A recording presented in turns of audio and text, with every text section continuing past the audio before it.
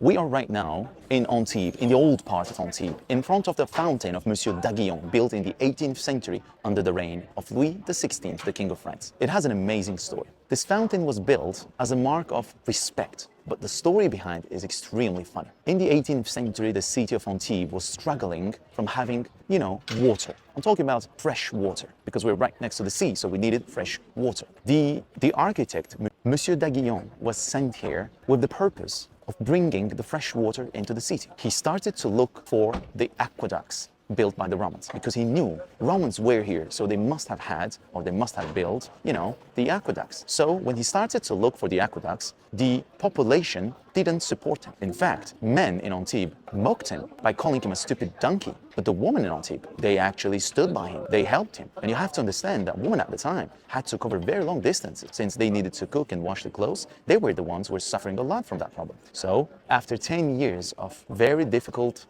research, after 10 years of looking for the aqueducts, he was finally able to find them, and he brought the water into the city. Then the king, France, wanted to thank him as a mark of respect, gave him a fountain. But he said, I would like to decorate it myself. Guess what he did? He built faces on the fountain representing women of Antibes as the real men, as the ones who stood by him and who protected him and who defended him and who helped him. But the men of Antibes, the ones who called him the stupid donkey, they actually were mocked, and he had his revenge. He built them with big ears, the ears of the donkey. And then the question was, who is now the donkey finally? Are you the donkey or am I the donkey? And the answer is visible in the last 250 years on this very fountain.